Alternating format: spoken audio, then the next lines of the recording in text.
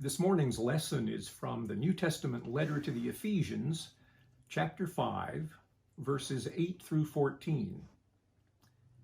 For once you were darkness, but now in the Lord you are light.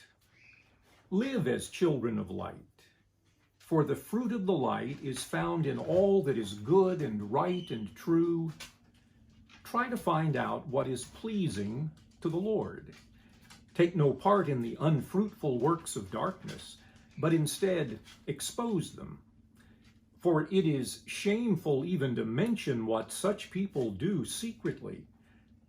But everything exposed by the light becomes visible. For everything that becomes visible is light. Therefore it says, "Sleeper, awake, rise from the dead, and Christ will shine on you." Because my wife, Nina, works at a hospital and is more likely to come in contact with the coronavirus, she suggested that it might not be a bad idea for me to go ahead and move into the guest bedroom at our house. We human beings are creatures of habit. I'm accustomed to rolling out of bed in the morning on my right side, and in the bedroom where Nina and I sleep, we keep a light on in the closet with the closet doors almost shut so that if we get up in the night, we can find our way safely out of the room. However, in our guest bedroom, if I were to roll out of bed on my right side in this dark room which does not have a usable light in the closet, I would first walk directly into a large bookcase. If I somehow managed to avoid the bookcase, between it and the door are two large sets of metal shelves filled with food, because this bedroom doubles now as a kind of extra pantry. So when I needed to move into this guest bedroom, I went online and ordered 2 night lights, because if I got 2, it was a bargain. And my mother taught me long ago to take advantage of bargains. None of you are surprised at all at the way this story ends with me getting nightlights, because when it's dark and you need to find your way, you get a light. Light enables us to see and to find our way in the dark. It isn't clear whether this letter to the Ephesians was written by St. Paul or by one of his followers writing in his name. That would not have been uncommon in those days. But we'll call the writer Paul, and it may well have been. He uses this idea of light and darkness to talk about the way followers of Jesus should live their whole lives, not in the dark, but in the light that Jesus shows us as God's way to live. This chapter in Ephesians begins, "Be imitators of God." One of the statements made about God in the New Testament is in that little letter of 1 John. God is light, and in him there is no darkness at all. Christians believe that in the life and teachings of Jesus, we see our clearest picture of what God is like. In his gospel, John tells us that Jesus said, "I am the light of the world. Whoever follows me will never walk in darkness, but will have the light of life." But Jesus, in his Sermon on the Mount, tells his followers, "You are the light of the world, and let your light shine before others." Somehow, Jesus' light gets transferred to us. Think of light as having the quality of heat to it. One of the old examples of something like this is that of a steel sword. Take the sword and thrust it into a hot fire. Left there long enough, the sword takes on a red glow. The property of heat transfers to the sword. In seeking to follow Jesus closely, putting ourselves in close proximity to Jesus as we walk through life, something of his heat, something of his light gets transferred to us. We may not shine as brightly as Jesus, but we do shine. We are to be, like Jesus, light in the world. You and I are called to bear this light of Jesus, to reflect it out of our lives and into the lives of others and into the life of the world. Others will, Jesus says in that Sermon on the Mount, see our good works, and God will be honored by that. At least sometimes, however, it isn't good enough to walk in the light ourselves, but verse 11 in our lesson tells us that not only should we take no part in the unfruitful works of darkness, instead we should expose them. Now, that doesn't mean that we always want to expose everyone else's secrets, not at all. But some things do need to be brought into the light, exposed. The most famous traitor in American history was surely Benedict Arnold. His name has become a synonym for the word traitor, and to be called a Benedict Arnold is not a good thing. In the Revolutionary War, Arnold was admired by George Washington and was a distinguished general in his own right. But he began secret negotiations with a British major to surrender the fort at West Point to the enemy. The British major was captured and hanged when the plot was exposed.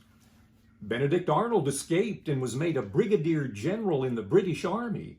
Arnold then led British forces in battles on American soil. At least for Americans, Benedict Arnold's actions constituted treason. What he had done was exposed, however, was brought to light, and doing so kept the fort at West Point from falling into enemy hands. In some cases, it is certainly appropriate to shine light on something that is in the dark, to shine light on it and expose it, because otherwise it will do great harm or continue to do great harm. In the early 2000s, the Boston Globe newspaper exposed what we learned was widespread sexual abuse on the part of many priests in the Roman Catholic Church. And much of the abuse was covered up by others in the church. Sadly, those kinds of things happen in all churches and denominations. But the size of the Roman Catholic Church and the scale on which this happened pointed the finger more directly at them. The Boston Globe reporters who brought those stories to light, no doubt they prevented further abuse in many cases. Some dark things need to be exposed to the light so that an end can be put to the darkness. Let me say one more time, that does not mean that anything someone has done that I might find offensive needs to be exposed or revealed. Christians always need to practice discernment, good judgment, but personally, we are always to seek to be people of light and not darkness. There is a beautiful piece of classical music, a chorale by Bach, called Sleeper Wake, or sometimes Sleeper Awake. The title sounds very much like this last line in our lesson, verse 14, which likely was a part of a baptismal service in the early church. Sleeper awake, rise from the dead, and Christ will shine on you. Imagine those words being spoken as someone who has decided to follow Jesus and is laid beneath the water of a river, then is brought back up. Sleeper awake, rise from the dead, and Christ will shine on you. Awaken from your old life, a life of darkness, awaken to your new life, following Jesus in the light, and Jesus will shine on you. Clarence Jordan, in his paraphrase of this lesson, described what it might look like in practical terms. Behave as people of light, because this kind of light produces goodness and uprightness and truth. Jesus, of course, was a Jewish prophet, and he practiced the religious faith into which he had been born. Our Christian religion is a branch off the tree of Judaism. Henryk Goldschmidt was a Jewish pediatrician and teacher in Poland who in the late 1930s opened an orphanage in Warsaw for Jewish children. When the Nazis invaded Poland in 1939, although he didn't have to, Henryk stayed with the children from his orphanage when they were interned in the ghetto area. Some 3 years later, the order came down for the orphans to be transported to a death camp. Goldschmidt marched with his orphans to the train station, boarded the train with them, and soon after they all arrived at the camp, died in a gas chamber with his orphans. In some of the darkest days in human history, Henryk Goldschmidt stood out as a light. His story is still being told today. His light is still shining. He practiced goodness and uprightness and truth. Not all goodness, however, is as dramatic as that. Such a sacrifice may never be required from most of us, but a person of light does practice goodness, often a simple goodness. If you know me, probably you know that I am a picky eater. Perhaps because I had food allergies as a kid, I continue to be finicky when it comes to food. When I graduated from seminary and became pastor of my first church, it was a small rural congregation, and many of the women in that church were very good cooks. They figured out pretty quickly, however, that when it came to food, I was just weird. I remember the first time I went with that congregation to our denomination's assembly grounds up in the North Carolina mountains. I had no idea when the meal was served by the staff there whether there would be anything I wanted to eat. The ladies from my church, however, had prepared desserts and brought them along. They were displayed on a table there in the dining room. A dear, sweet lady named Elizabeth took me to the dessert table and showed me the pie she had made. It was peanut butter pie, and she knew how much I loved peanut butter. There would be something for me to eat that night, even if it was just too much peanut butter pie. That may be a less dramatic story, but in my book, fixing that pie for me was an example of doing good, of shining Elizabeth's little light, at least into my world. Whether what you do is big or small or somewhere in between, shine.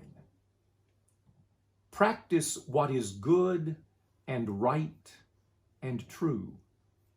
For once you were darkness, but now in the Lord you are light. Live as children of light, for the fruit of the light is found in all that is good and right and true. Try to find out what is pleasing to the Lord. Take no part in the unfruitful works of darkness, but instead expose them. For it is shameful even to mention what such people do secretly. But everything exposed by the light becomes visible. For everything that becomes visible is light. Therefore it says, "Sleeper, awake, rise from the dead, and Christ will shine on you." As you follow Jesus, perhaps you can remember that old Sunday school song many of us learned as children. This little light of mine, I'm gonna let it shine. You are the light of the world. Be the light of the world. This little light of mine, I'm going to let it shine. Shine. Amen. Sing this little light of mine.